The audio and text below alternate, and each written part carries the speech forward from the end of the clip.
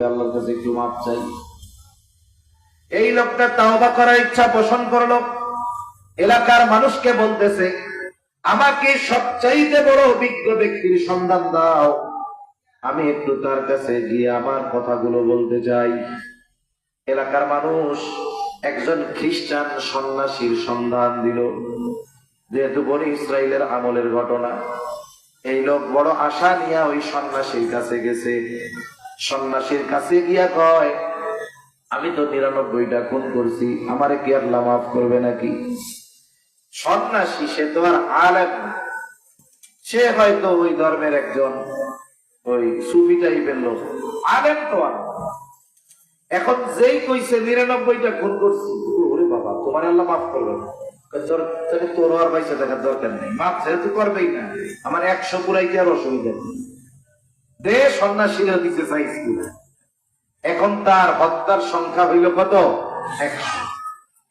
মানুষ যতই পাপ করুক, জীবনের কোন না কোন সময় এই পাপের ব্যাপারে তার অন্তরের মধ্যে অনুশোচনা জাগ্রত হয়। হয়তো একাকী হয়, মানুষের সামনে আসলে আবার শয়তানে বলে, যা করতেছ চালাই যা। এইবার হইল কিছুদিন পরে আবার তার অন্তরে তাওবার আগ্রহ জাগ্রত হলো। আবার সে মানুষদেরকে বলে, আমাকে সবচাইতে বড় অভিজ্ঞ ব্যক্তির সন্ধান দাও, আমি তওবা করতে চাই। এইবার গেছে মানুষ সন্ধান দিছে একজন আলেমের সন্ধান দিছে। লোকটা তার কাছে চলে গেছে। কারণ অনেক সময় আছে ডাক্তারের ব্যবহারের কারণে রোগী অর্ধেক সুস্থ হয়ে যায়, ঠিক না? মনে করেন একজনের জটিল রোগ হয়েছে, অনেকগুলা রোগ, মানুষ করছে তুমি মনে হয় বাঁচবা না রে ভাই, এত রোগ হইলে মানুষ বাইসে যায় গেল। এখন উনি গেছে ডাক্তারের কাছে, ডাক্তার ওনারে পরীক্ষা নিরীক্ষা করে বলে, যদিও রোগ জটিল, কিন্তু কি বলতেছে, আরে চাচা এরকম কত রোগী আল্লাহর রহমতে ভালো হয়েছে, আপনার তো কিছুই হয় না। আপনি আল্লাহর নামে আল্লাহ বিল্লাহ করবেন, জিকির আজকার করবেন, নামাজ কালাম পড়বেন, আর যে ওষুধ টষুধ দিচ্ছে এগুলা খাবেন, আল্লাহ যেটা ভালো হয়ে যাবে। মানে ডাক্তার এমন ভাবে তারা বলছে, সে বাড়ি এসে আরে আমার কিছুই হয় না, এগুলো আমি সুস্থ। আর একজনের লাগছে একটু সর্দি ঠান্ডা, স্বাভাবিক লাগতে পারে, ডাক্তারের কাছে গেছে, আল্লাহ কি রোগ বাঁধাইছেন, এটা তো মনে হয় করোনা হয়ে গেছে, না জানি এটা আবার কোন বড় রোগ হয়, আসলে কিছুই না, কিন্তু ডাক্তারের কথায় ওই বেটা আদা মরা হয়ে গেছে। বাড়ি এসে আমার যা হয়েছে আল্লাহ জানে, বাঁচি না মরি তার ঠিক আছে, মাফ করে দিও আমার। তাহলে অনেক সময় মানুষের কথার কারণে মানুষের কত বড় পরিবর্তন হতে পারে। আলেমের কাছে গিয়ে বলে ১০০ হত্যা করেছি, আল্লাহ মাফ করবে? তো অবশ্যই মাফ করবে। আগের জন কইছিল কি, না না মাফ করবে না, দিছে সাইজ করে। এবার ওই আলেম তাকে একটা পরামর্শ দিল যে, শুনো, অমক এলাকায় একদল আবেদ আছে, তুমি যাও তাদের গ্রামে চলে যাও, তাদের সাথে থাকো, আল্লাহর কাছে মাফ চাও, আল্লাহ মাফ করে দিবে। এইবার লোকটা খালেস নিয়তে আল্লাহর কাছে ক্ষমা পাবার আশায় তার বাড়ি থেকে রওনা দিয়ে দিল। পথিমধ্যে তার মৃত্যুর সময় হয়ে গেছে। হাদিসের মধ্যে আসছে, মৃত্যুর সময় ব্যক্তি যদি ইমানদার হয়, তার জান কবজ করার জন্য একদল ফেরেশতা যারা নেককার বান্দাদের রূহ কবজের জন্য আসে। আর যদি বদকার হয়, তাহলে তার কাছে আরেক গ্রুপ আসে, এটা হলো মৃত্যুর ফেরেশতারা। এদের লিডার হলো মালাকুল মউত আজরাইল আলাইহিস সালাম। ব্যক্তির কাছে আসবে যে কোনো এক দল, কিন্তু এই লোকের কাছে আসছে ২ দল। এখন ২ দল এসে তর্ক লাগায় দিছে। এক দল বলে এ হলো আমাদের দলের লোক, আর এক দল আমার দলের লোক। এক দল বলে আমরা ওর জান কবজ করব, কারণ ও তওবা করে নাই। আর এক দল বলে আরে মিয়া রওনা তো দিছে। ২ দলের মধ্যে তর্ক, আল্লাহ তাআলার পক্ষ থেকে ফয়সালা, তাহলে তোমরা মাফ দাও। যদি ওই ব্যক্তি নেককারদের গ্রামের নিকটবর্তী হয়, তাহলে সে নেককার বলে পরিগণিত হবে। আর যদি তার বাড়ি তার থেকে কাছে হয়, নেককারদের গ্রাম দূরে হয়, তাহলে সে বদকার বলে গণ্য হবে। হাদিসের মধ্যে কয়েক ধরনের রিওয়ায়াত আসছে, বর্ণনা আসছে। একটা হলো ব্যক্তি চলতে চলতে জমিনের উপরে পড়ে গেছে, এখন তো আর হাঁটতে পারে না, কিন্তু চলা থামায় নাই। সে বুক দিয়া ঘষে ঘষে কিছু দূর অগ্রসর হলো। এইবার ফেরেশতারা জমিন মাপা শুরু করলো। দেখতে পাইল এই লোকটা বুক দিয়ে ঘষে ঘষে যেই পথ অতিক্রম করেছে এক বিগত পরিমাণ বেশি কাছে ওই নেককারদের গ্রাম হওয়ার কারণে রহমতের ফেরেশতা যারা নেককার বান্দাদের জান কবজ করে, যে ফেরেশতারা তারা তার জান কবজ করলো, তার মানে সে নেককার বলে পরিগণিত হয়ে গেল। আর এক বর্ণনায় আসছে লোকটা আসলে তার গ্রামের থেকে কাছেই ছিল, কিন্তু আল্লাহ তাআলা তো তারে মাফ করতে চায়। আল্লাহ তাআলা জমিনকে সম্প্রসারিত করে দিলেন। এবার তার বাড়ি তার থেকে দূরে সরে গেল, নেককারদের গ্রাম কাছাকাছি হয়ে গেল। আর নেক বান্দাদের জান কবজের দায়িত্বে নিয়োজিত ফেরেশতারা তার জান কবজ করে নিল। আল্লাহ বান্দারে কেমনে মাফ করতে চায়, অথচ আমরা সে আল্লাহর দিকে ফিরতেছি না। আমরা গুনাহ করতেছি, আমরা অন্যায়ের মধ্যে লিপ্ত আছি। আমাদের তো উচিত এখন থেকে প্রিপারেশন নেওয়া, প্রস্তুতি নেওয়া। এই রহমতের মাস, রমজান মাস, এটা যেন আমাদের জীবন পরিবর্তনের সময় হয়, এই প্রস্তুতি নেওয়ার দরকার আছে না নাই? আফসোস আমাদের মধ্যে সেই অবস্থাটা খুব কম পরিলক্ষিত হচ্ছে। বরং সময়ের সাথে সাথে আমরা আল্লাহর থেকে কেমন যেন দূরে সরে যাচ্ছি। এমন তো হওয়া কখনোই উচিত নয়। এখন বলেন, যে আল্লাহ 100 হত্যা করেছে তারে যদি মাফ করতে পারে, আমাদের গুনাহ যত হোক মাফ করার ক্ষমতা আল্লাহর আছে না নাই? এজন্য আল্লাহ তাআলা বলেন, ইয়া ইবাদিয়াল্লাযীনা আসরাফু আলা আনফুসিহিম লা তাকনাতু মির রাহমাতিল্লাহ ইন্নাল্লাহা ইয়াগফিরুয যুনুবা জামিআ ইন্নাহু হুয়াল গফুরুর রহিম। আল্লাহ তাআলা বলেন, ইয়া ইবাদি, হে আমার বান্দা, আল্লাযীনা আসরাফু আলা আনফুসিহিম, যারা নিজেরা নিজের উপরে বাড়াবাড়ি করে ফেলছো, পাপ এত বেশি হয়েছে যে তুমি এখন মনে করতেছো আল্লাহ মাফ করবে না। আর একটা কথা বলি, অনেক সময় শয়তান কিছু পাপীরে ধোঁকা দেয় এরকম ভাবে, অনেক পাপ করছে, অনেক পাপ, মাঝে মধ্যে মন চায় যে মানুষের কাছে ক্ষমা চাই, হুজুরের কাছে গিয়া খালেস তওবা করি। তখন শয়তান এসে কয়, তুমি যে পাপ করছিলে তোমার আল্লাহ মাফ করবে না।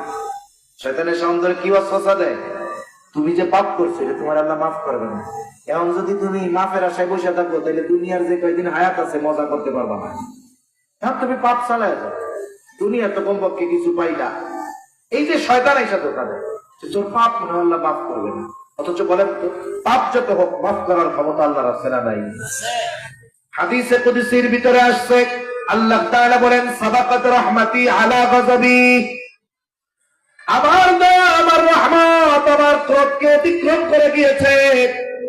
বলে আল্লাহ তাআলার রহমত তার ক্রোধের চাইতে বেশি, দয়া তার রাগের চাইতে বেশি। এজন্য পাপ যত হোক আল্লাহ মাফ করে দেয়।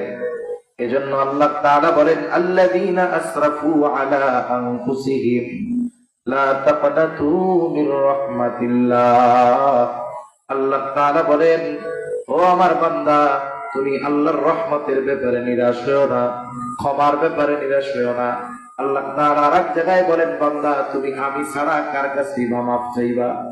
কে আছে আমি ছাড়া তোমারে মাফ করবে? ওয়ামাইয়াগফিরুয যুনুবা ইল্লাল্লাহ, কে মাফ করবে? পাপ করার পরে আল্লাহ ছাড়া মাফ করার মতো কেউ নেই।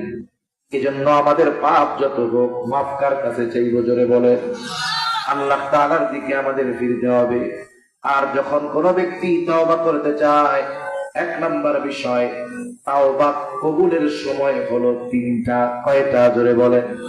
1 নাম্বার সময় বলে পশ্চিম দিক দিয়ে সূর্য উঠবে কিয়ামতের আগে। ওই সূর্য উঠবে, কিছু দূর উঠে আবার ডুবে যাবে। বলে এর দ্বারা তওবার দরজা বন্ধ হয়ে যাবে।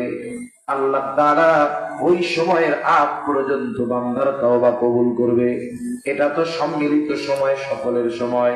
তাহলে 1 নাম্বার বলে পশ্চিম দিক দিয়ে সূর্য ওঠার আগ পর্যন্ত আল্লাহ তওবা কবুল করবে। 2 নাম্বার বলে আযাব গজব আসার আগে তওবা করলে আল্লাহ তওবা ঈমান কবুল করে।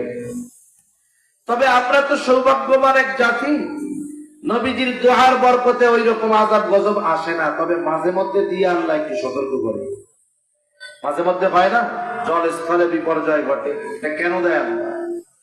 আল্লাহ তাআলা বলেন, যাহারাল ফাসাদু ফিল বাররি ওয়াল বাহরি বিমা কাসাবাত আইদিন নাস লিয়ুযীকাহুম বা'দাল্লাযী আমিলু লাআল্লাহুম ইয়ারজিউন। এক আযাব হলো দেয় ধ্বংস করে দেওয়ার জন্য, কিন্তু আমাদের যে আযাব দেয় আল্লাহ, এটা ধ্বংস করার জন্য। আল্লাহ বলেন, জলস্থলের সব বিপর্যয় মানুষের হাতের কামাই। তাদের আমলের পরে যে কিছু এই যে শাস্তি তাদেরকে আস্বাদন করানো হয়, এটা ধ্বংস করার জন্য নয়। কেন? লাআল্লাহুম ইয়ারজিউন, যাতে করে তারা আবার আমার দিকে প্রত্যাবর্তিত হয়, প্রবর্তিত হয়, পাপ ছেড়ে নেকের কাজ করে। এই জন্য। আচ্ছা, মনে করেন একটা সন্তান অন্যায় করছে, বাপ পিটানি দেন। এখন বলেন তো, পিটানি দেওয়ার কারণে আপনি কি বলবেন যে লোকটা খুব জানেন? ভালোর জন্য দেয় না খারাপের জন্য? যেন এই মন্দ কাজ বাদ দিয়ে ভালো কাজ করে। আল্লাহ হালকা পাতলা যা দেয়, এটা দেয় হলো আমরা যেন এইটুকু শাস্তি আস্বাদন করে বুঝতে পারি যে আসলে আমাদের আল্লাহর দিকে ফিরে আসা দরকার। তাহলে আল্লাহ আমাদের যা দেয় ধ্বংস করার জন্য সে আযাব দেয়, বা এই মুসিবত ধ্বংস করার জন্য দেয়, না সতর্ক করার জন্য দেয়? এই জন্য। কিন্তু অতীতের উম্মত অনেকরে আল্লাহ এরকম দিচ্ছে। আর বাস্তবেই আযাব আসার পর ঈমান কবুল হয়। যেমন ইউনূস আলাইহিস সালামের সম্প্রদায়, আযাব আসবে। ইউনূস আলাইহিস সালাম যখন বলছে 3 দিন পরে আযাব আসবে, ওরা আরো মজা শুরু করছে, যা আযাব আসবে, আরো মজা শুরু করছে। 2 দিন পার হয়ে গেছে, অবাধ্যতার মাত্রা আরো বাড়ছে। ইউনূস আলাইহিস সালাম চিন্তা করতেছে, আগামী রাত তো গজব আসবে, এদের কোনো পরিবর্তনের ভাবসাব নাই। তা গজব যখন আল্লাহ কোথাও দেন, তখন আগে ওই এলাকার নবীকে আল্লাহ সরায়, সেই হিসাবে আমারও তো আল্লাহ সরায় নিবেই। উনি এই কিয়াস করে আল্লাহর পক্ষ থেকে সিদ্ধান্ত আসার আগে উনি এলাকা ছেড়ে চলে গেছে। পরের দিন সকালবেলায় ইউনূস আলাইহিস সালামের সম্প্রদায় আসছে, আজকে আরো মজা করতে হবে বেশি ওদের, কারণ আজকে গজব আসার কথা। আইসা দেখে বাড়িতে ইউনূস আলাইহিস সালাম নাই। ওরা চিন্তা করতেছে, যুগের পর যুগ ইউনূসকে কষ্ট দিলাম, এক মুহূর্তের জন্য আমাদের ছেড়ে যায় নাই। আজকে রাতে গজব আসার কথা, কিন্তু তার বাড়িতে কোনো খবর নাই। কি ব্যাপার? এবার খুঁজতে পাঠানো হইল, আশেপাশে খোঁজ নাই, কয়েক গ্রাম খুঁজে এসে কয় কোথাও নাই। এবার তাদের মধ্যে ভয় কাজ করতেছে, সত্যই মনে হয় গজব আসবে। এবার সকলে আল্লাহর কাছে অনুতপ্ত হলো, ক্ষমা চাইলো, তাওবা করলো, ঈমান আনলো। তারা ঈমান আনার কারণে তাদের উপরে যে গজব আসার কথা ছিল, আল্লাহ তাআলা সেটাকে উঠায় নিয়ে গেল। তাহলে এদের ঈমান আল্লাহ কবুল করছে কেন? বলে এরা আযাব আসার আগে ঈমান আনছে। পক্ষান্তরে ফেরাউনের পরিণতি কি ছিল? ফেরাউন যখন লোহিত সাগরের মধ্যে হাবুডুবু খাইতেছে, চুবনি খাইতেছে, এখন বুঝতে পারছে আমার খোদাইগিরি শেষ। এখন সে ঈমান আনার ঘোষণা দিচ্ছে। আল্লাহ তাআলা বলেন, হাত্তা ইযা আদরাকাহুল গরক ক্বালা আমানতু আন্নাহু লা ইলাহা ইল্লাল্লাযী আমানাত বিহি বানু ইসরাঈল ওয়া আনা মিনাল মুসলিমিন। ফেরাউন ঘোষণা দিচ্ছে, আমানতু, আমি ঈমান আনলাম, আন্নাহু লা ইলাহা ইল্লাল্লাহ, যে আল্লাহ ছাড়া কোনো ইলাহা নাই। একেবারে সুস্পষ্ট ঘোষণা দিচ্ছে ফেরাউন। শুধু তাই না, আরো ব্যাখ্যা কইরা বলে, লা ইলাহা ইল্লাল্লাযী আমানাত বিহি বানু ইসরাঈল, বনে বানু ইসরাঈল যার উপরে ঈমান আনছে, ওই রবের উপরে আমিও ঈমান আনলাম। ওয়া আনা মিনাল মুসলিমিন, আমি তো মুসলমানদের একজন। কত সুস্পষ্ট ঈমান আনার বর্ণনা! কিন্তু এই ঘোষণা দিছে আযাব আসার আগে নাকি পরে? এজন্য আল্লাহ তাআলা তার ঈমান কবুল করেন নাই। আল্লাহ তাআলা তার এই ঈমানকে গ্রহণ করেন নাই, তাওবা কবুল করেন নাই। এজন্য আযাব আসার আগে ঈমান আনলে ঈমান কবুল হয়। আযাব চলে আসে যদি ঈমান আনলে ঈমান কবুল হবে না। 3 নম্বর সময় নবীজি সাল্লাল্লাহু আলাইহি ওয়াসাল্লাম বলেন, ইন্নাল্লাহা ইয়াকবালু তাওবাতাল আবদি হাত্তা মা লাম ইউগররি। মৃত্যু যন্ত্রণা শুরু হওয়ার আগ পর্যন্ত আল্লাহ তাআলা তার বান্দার তওবা কবুল করে। ঈমান যদি কেউ আনে ঈমান কবুল করে, আর যদি কেউ মাফ চায় আল্লাহ মাফ করে দেয়। এই যে ঘর করা, এটা মৃত্যু যন্ত্রণা, স্বাভাবিক মৃত্যু যারা অবলোকন করছে দেখছে এরা বুঝবে। একটা মানুষ সুস্থ, এখন তার মৃত্যুর সময়, সাকারাতে মাউত যখন শুরু হয়, কেমন যেন মনে হয় তার ভেতর থেকে একটা গড় গড় গড় গড় গড় গড় গড় গড় আওয়াজ আসতেছে। এটার দ্বারা কি বোঝা যায়? বিজ্ঞজন বুঝে যে এই ব্যক্তির জান কবজ শুরু হয়ে গেছে। তখন হাত পা আস্তে আস্তে সোজা করে দেয়, শীতল হয়ে যায়, আস্তে আস্তে ইমানদার বান্দার রূপটা বের হয়ে যায়। বলে এইরকম মৃত্যু যন্ত্রণা শুরু হওয়ার আগ পর্যন্ত আল্লাহ তাআলা বান্দার তওবা কবুল করে। এজন্য আমাদেরও উচিত আল্লাহর পথে ফিরে আসা, নাইলে কোন সময় ধরা পড়তে হবে বলা যায় না, ঠিক কিনা বলেন? এখন আমরা আল্লাহর দিকে ফিরতে চাই কারা কারা? একটু হাত উঁচা করি। তওবা করতে চাই কারা? নারায়ে তাকবীর, নারায়ে তাকবীর, মাশাআল্লাহ। এখন তওবা করলেই তো হইল না। ইমাম মহিউদ্দিন আন-নববী রাহমাতুল্লাহি আলাইহি বলেন, তওবা কবুলের 3টি শর্ত। কয়টি শর্ত? যদি বান্দার হক সম্পৃক্ত না থাকে, আর বান্দার হক সম্পৃক্ত থাকলে 4টি শর্ত। 1 নাম্বার শর্ত বলে, অতীতে সে যেই গুনাহ করতেছিল এটা ছাইড়া দিতে হবে। মনে রাখবেন, গুনাহ করে আর মসজিদে যায় আল্লাহ মাফ করে দাও, কিয়ামত পর্যন্ত হায়াত পাইলেও কাজ হবে না। আছে না অনেক? এই বুঝ দিয়ে গুনাহ চলে বাইরে আসলে আবার মসজিদে যায় আল্লাহ মাফ করে দাও, ইয়ার কি পাইছে নাকি? তাওবা কবুলের জন্য 1 নম্বরে গুনাহ ছাড়তে হবে। 2 নাম্বার, ওই গুনাহ ভবিষ্যতে না করার ব্যাপারে দৃঢ় প্রতিজ্ঞাবদ্ধ হতে হবে।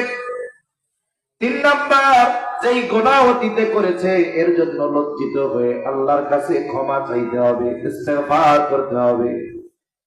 আর যদি বান্দার হক সম্পৃক্ত থাকে তাহলে যার হক নষ্ট করেছে তার হক আদায় করতে হবে। মনে রাখতে হবে, আল্লাহর হক এটা তো মহান বড়, কিন্তু বান্দার হক হলো জটিল। কিয়ামতে তো আল্লাহ তাআলা তার হক মাফ করে দিবে অনেকে, কিন্তু দেখা যাবে অনেক মানুষ বান্দার হক নষ্ট করার কারণে ধরা খেয়ে যাবে। সাহাবায়ে কেরামকে নবীজি সাল্লাল্লাহু আলাইহি ওয়াসাল্লাম জিজ্ঞাসা করতেছে, তোমরা কি জানো কিয়ামতের দিন কোন ব্যক্তি মুফলিস হবে, সবচাইতে নিঃস্ব হবে? সাহাবায়ে কেরাম বলে, আল্লাহ এবং তার রাসূল ভালো জানে।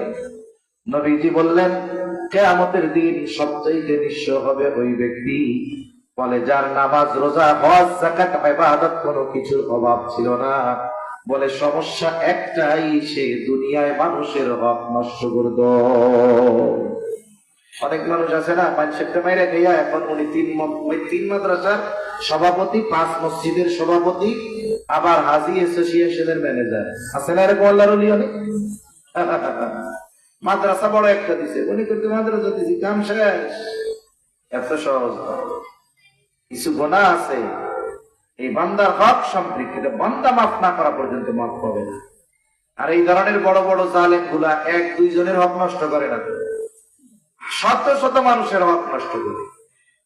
এখন কিয়ামতের দিন ওই ব্যক্তি তো একেবারে আকাশচুম্বী নেক নিয়ে বসে থাকবে, এই তো আমার অর্ডার দিল আর আমি জান্নাতে যাব। এখন আইসা মানুষ তার কাছে, তার ব্যাপারে আল্লাহর কাছে অভিযোগ দিবে, আল্লাহ এই যে হাজী সাহেব দুনিয়ায় আমার এটা খাইছিল, মাইরা ওইটা খাইছিল, এই সেই একের পর এক খালি অভিযোগ। আল্লাহ বলবে, সত্য কথা নাকি? মিথ্যা তো আর বলার উপায় নাই। ভাইয়াকে বলছে না, অঙ্গ প্রত্যঙ্গ সাক্ষ্য দিবে, মিথ্যা বলার উপায় নাই। তো এবার বলবে, আল্লাহ খাইছিলেন, বেশ আদায় করো, হক আদায় করো। কি দিয়ে আদায় করবে? কারণ আখিরাতের কারেন্সি হলো নেকি। নেকি টাকা পয়সা চলবে। যার সওয়াব আছে ও ধনী, যার সওয়াব নাই গুনাহ ওর চাইতে গরিব আর কেউ নেই। এবার ও নেকি দিয়ে আদায় করবে, নেকি দিতে হবে, একের পর এক নেকি। এটা গল্প বই শুনেন। ওই সময় দুনিয়ার ছোট্ট হকটার দাম কত নেকি হবে এটা তো আর পাওয়া যায় না। পাওয়া যায়? দেখা যাবে হকটা ছিল ছোট, কিন্তু বিশাল পরিমাণ নেক তারে দিয়ে দেওয়া লাগবে। বুঝতে পারছেন? এজন্য দুনিয়ার ছোট ছোট হকের ব্যাপারেও সচেষ্ট থাকতে হয়। যাক, ওই একটা কথা বলতে চাইছিলাম, ওদিকে আর যাবো না। এখন ও নেকি দিতে দিতে দিতে দিতে ওর নেকি সব শেষ, কিন্তু অভিযোগকারী শেষ হয়নি।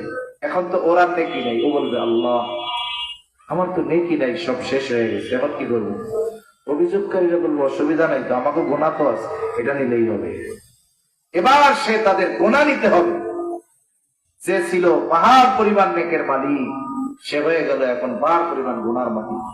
আমার আপনার নবী আগে পিছে কোনো পাপ নাই, আল্লাহ সব মাফ করে দিচ্ছে।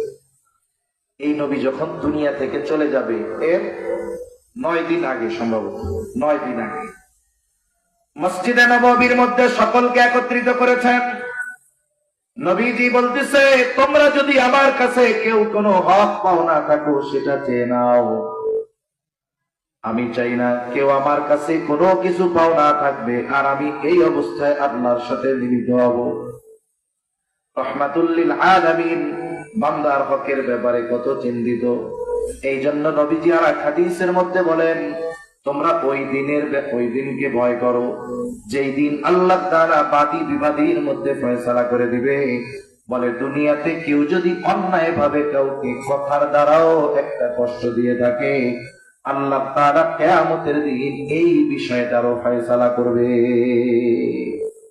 এজন্য আমি আপনি দুনিয়া থেকে যখন যাব, অবস্থা যেন এরকম হয় যে আমার কাছে যেন কোনো মানুষ কিছু পাওনা না থাকে, সেটা অর্থনৈতিক বিষয়ে হোক আর আচরণগত বিষয় হোক।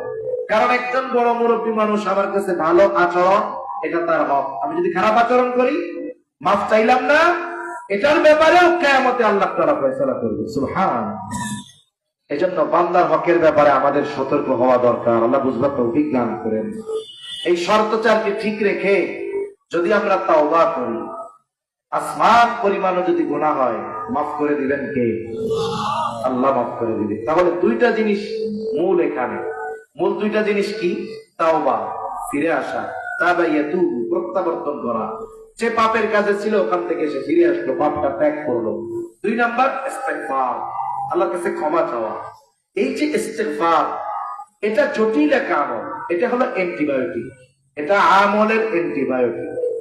দেখেন, একজনের জ্বর হয়েছে, স্বাভাবিক জ্বর যদি হয় কি ওষুধ খেলে যায়? নাপা এক্সট্রা, নাপা এক্সট্যান্ট, এই ধরনের কিছু খাবে। এখন ডাক্তারের 3 দিন দিছে, 7 দিন দিছে, এখন জ্বরই যায় না। এখন ডাক্তার কি বলে? কি লাগবে? ভাই যে জ্বর, এ না পাটা পাই যাবে না, কি লাগবে? অ্যান্টিবায়োটিক। একজনের পেটে বেড়া কথা বলে, এখন এইটা এমন ওষুধ টষুধ দিছে আর যায় না। এখন ডাক্তার কি বলবে বলেন তো? কি লাগবে? অ্যান্টিবায়োটিক। একজনের একটা গা হয়েছে, স্বাভাবিক ওষুধ খায়, গা ঘুরায় না। এখন ডাক্তার ওষুধের ট্রিটমেন্টে লাস্টে কি বলে? কি লাগবে? অ্যান্টিবায়োটিক। সব অ্যান্টিবায়োটিক এক, রোগ কিন্তু ভিন্ন ভিন্ন। অ্যান্টিবায়োটিক কি একরকম, কিন্তু রোগ ভিন্ন ভিন্ন। ইস্তেগফার, কিন্তু এর ফজিলত ভিন্ন ভিন্ন। একেবারে সব ধরনের ফজিলত ইস্তেগফারের মাধ্যমে পাওয়া যায়। সুবহানাল্লাহ।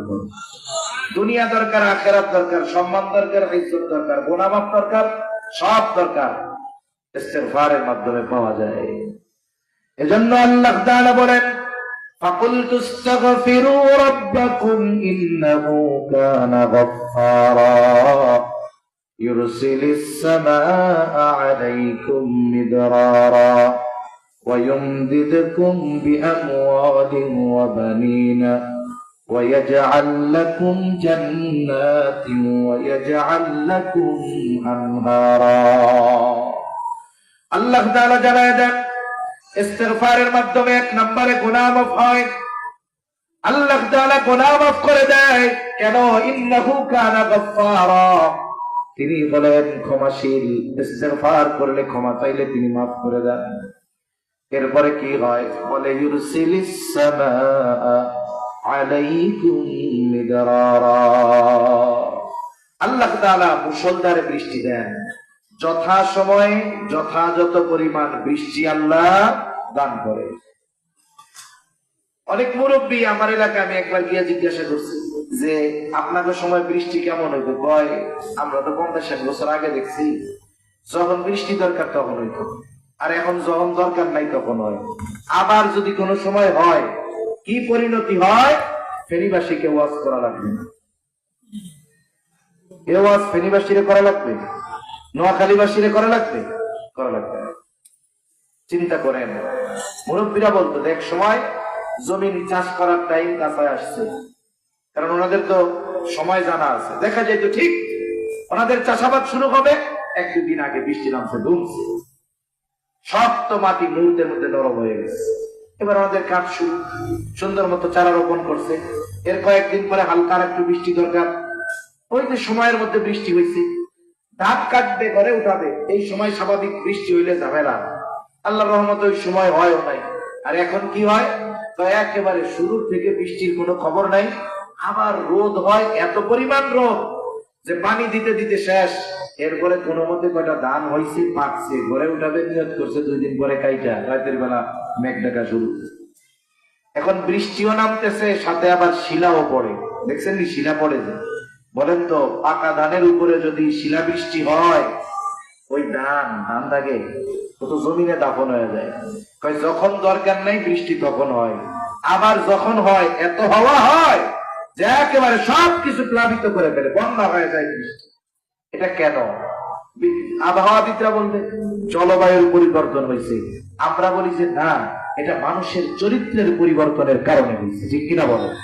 গোনার কারণেই তো জলবায়ুর পরিবর্তন হয়েছে, নাইলে যদি গোনা না করতাম তাইলে এগুলো পরিবর্তন হইতো না। আল্লাহ যখন যেটা দরকার আল্লাহ তখন সেটা দিতেন। এজন্য ইস্তিগফারের মাধ্যমে যথাযথ পরিমাণ, যথাযথ সময় আল্লাহ বৃষ্টি দেয়। এরপরে আল্লাহ কি দেয়? আল্লাহ তাআলা বলেন ওয়ায়ুমদিদকুম বিআমওয়ালিন ওয়া বানিনা ওয়া ইয়াজআল লাকুম জান্নাতিন ওয়া ইয়াজআল লাকুম আনহারা। আল্লাহ তাআলা তার সন্তান সম্পদের মাধ্যমে তার সাহায্য করেন, ওইটার মধ্যে আল্লাহ সমৃদ্ধি দান করেন।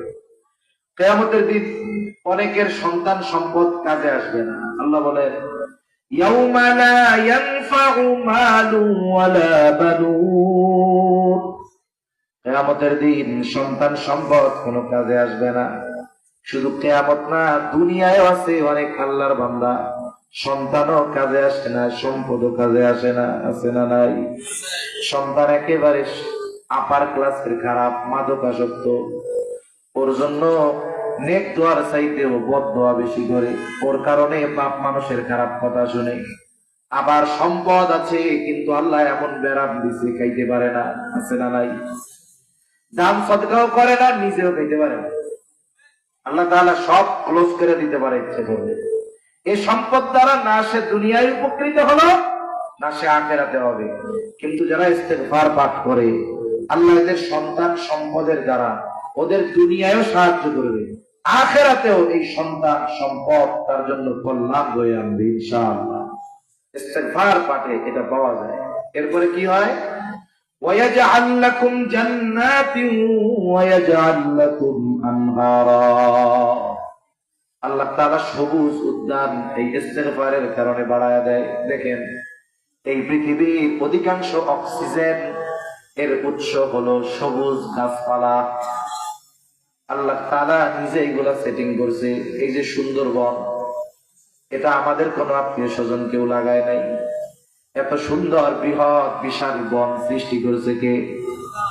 আমাজন, পৃথিবীর ফুসফুস বলা হয় তাকে। এটা কেউ রোপণ করে নাই, করছে কে? বলেন তো, যদি একেবারে বৃষ্টি না হয় এরকম গাছগাছালি থাকবে নাকি? বৃষ্টির মাধ্যমে সবুজায়ন হয়, বৃক্ষ বাড়ে, গাছ বাড়ে।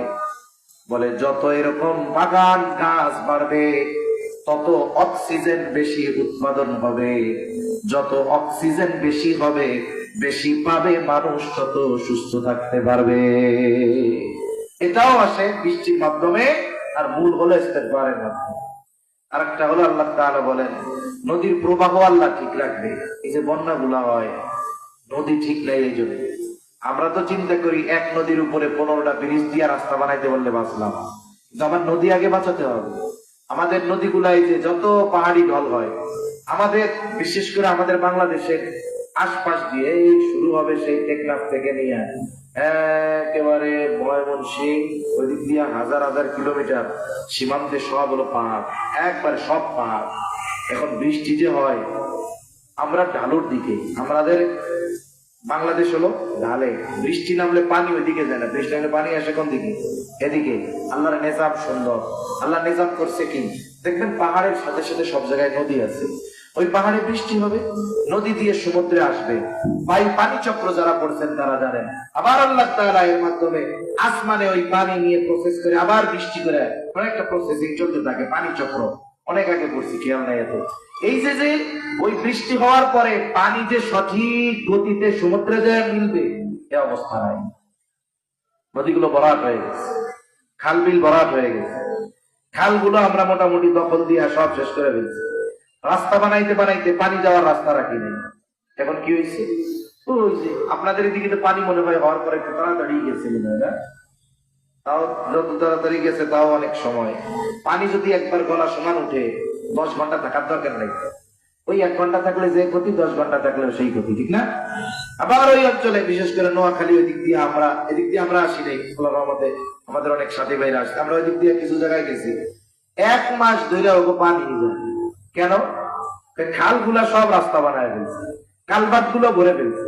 এই তো এই জন্য এগুলাও পাপের কারণে হয়েছে, দখল দিছে না, দখল দিয়া তো এগুলা শেষ করছে সব। বড় বড় ব্রিজ হয়েছে ঠিক, কিন্তু নদীর প্রবাহ ঠিক রাখার ব্যবস্থা হয়নি।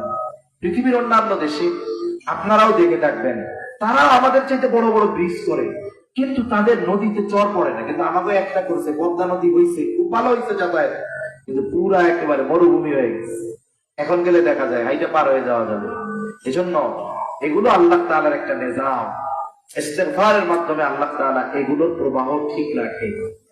মানুষ তার আসবাব দ্বারা প্রচেষ্টা করে, আর আল্লাহ রাব্বুল আলামিনের কাছে ইস্তিগফার করলে শুধু আসবাব দ্বারা সমস্যার সমাধান হয় না, আল্লাহর রহমতেরও দরকার হয় কি হয় না? এজন্য ইস্তিগফার, তাওবা এটা দরকার। নবীজি যার আগে পরে কোনো পাপ নাই, কিচ্ছু নাই, এই নবী বলতেছেন, আল্লাহি ইন্নী লাআস্তাগফিরুল্লাহ ওয়া আতুবু ইলাইহি ফিল ইয়াউমি 100 মাররা। নবীজি সাল্লাল্লাহু আলাইহি ওয়াসাল্লাম বলেন, আল্লাহর শপথ, আমি দৈনিক 100 বার আল্লাহর নিকট তওবা ইস্তিগফার করি। কতবার? কে করে? রাহমাতুল লিল আলামিন। এজন্য আমাদের কতবার করা দরকার? যার কোনো পাপ নাই সে যদি 100 বার করে, আমাদের তো 1000 বার করলেও হয় না, ঠিক কিনা? এজন্য তাওবা ইস্তিগফারে অভ্যস্ত আমাদেরও হওয়া দরকার। আমরা যদি গুনাহ ছাড়তে পারি, তাওবা ইস্তিগফারে অভ্যস্ত হতে পারি, অবশ্যই দুনিয়া আখিরাতের অফুরন্ত কল্যাণ আমাদের দিবেন কে? মনে রাখবেন, দুনিয়ার সমস্যা শুধু দুনিয়ায় চেষ্টার মাধ্যমেই দূর করা সম্ভব নয়, আল্লাহর দিকে আমাদের ফিরতে হবে। এজন্য আজকে যা শুনলাম, এত দয়া যে মালিক আমাদের উপরে করেন, সেই মালিকের নাফরমানি করা ঠিক হবে? স্বাভাবিক সেন্স বলে যে মালিক আমারে এত ভালোবাসে, আমি কেমনে তার নাফরমানি করি? এই চিন্তা আমরা রাখবো। আর সাথে সাথে আস্তাগফিরুল্লাহাল আযীম ওয়া আতুবু ইলাইহি পড়েন আমার সাথে 2-3 বার। আস্তাগফিরুল্লাহাল আযীম ওয়া আতুবু ইলাইহি, আস্তাগফিরুল্লাহাল আযীম ওয়া আতুবু ইলাইহি, আস্তাগফিরুল্লাহাল আযীম ওয়া আতুবু ইলাইহি। এই যে বাক্যটা কমপক্ষে দৈনিক 100 বার পড়বো। কতবার? স্বামী স্ত্রীর মনে করাই দিবে, কি রাখছো খেলে এটা জিজ্ঞাসা করবে না, জিজ্ঞাসা করবে আজকে ইস্তিগফার 100 বার পড়ছিলাম। স্ত্রী স্বামীরে জিজ্ঞাসা করবে আপনি পড়ছিলেন, মা ছেলেকে জিজ্ঞাসা করবে তুমি পড়ছো, ছেলে মাকে জিজ্ঞাসা করবে তুমি পড়ছিলা। মসজিদে আসছে মুসল্লি, একজন আর একজনকে জিজ্ঞাসা করবে ভাই 100 বার ইস্তিগফার পড়ছিলেন? এতে কি হলো? একটা আমলি আবহাওয়া তৈরি হবে। আমাদের তো এরকম জীবন হওয়ার দরকার। সাহাবায়ে কেরামের সাথে পরস্পর দেখা হইলে কি করতেন? এক হাদিসে আছে যে একজন একজনের সাথে দেখা হইলে একজন আর একজনের সূরা আসর শুনাইতে পরে চলে যেত। আর আমরা দেখা হইলে জিজ্ঞাসা করি এটা কি হইছে, ওটা কি হইছে, দুনিয়ার খবর। এই অভ্যাসগুলো আমাদের করা দরকার। এখন আপনি পড়ছেন, তারে জিজ্ঞাসা করার দ্বারা সে পড়ে নাই, তার মনে হইলো এখন সে পড়বে, আপনি তারে মনে করাই দিলেন, তাহলে সে পড়লে আপনি সওয়াব পাবেন না? সব পাবেন। এজন্য আমরা এই আমলটায় অভ্যস্ত হব তো ইনশাআল্লাহ। আর সাথে সাথে এখন থেকে এই রমজানের প্রস্তুতি নিব, আল্লাহ তাআলার কাছে বেশি বেশি দোয়া করব যে আল্লাহ আপনি আমাদের হায়াতকে রমজান পর্যন্ত পৌঁছায়া দেন, সুস্থতার সাথে রমজানের হক আদায় করে রমজান মাস অতিবাহিত করার তৌফিক দান করেন। এভাবে দোয়া করবো তো ইনশাআল্লাহ। আল্লাহ তাআলা আমাদের সবাইকে কথাগুলোর উপরে স্মরণ রেখে আমলের কথাগুলো আমল করবার তৌফিক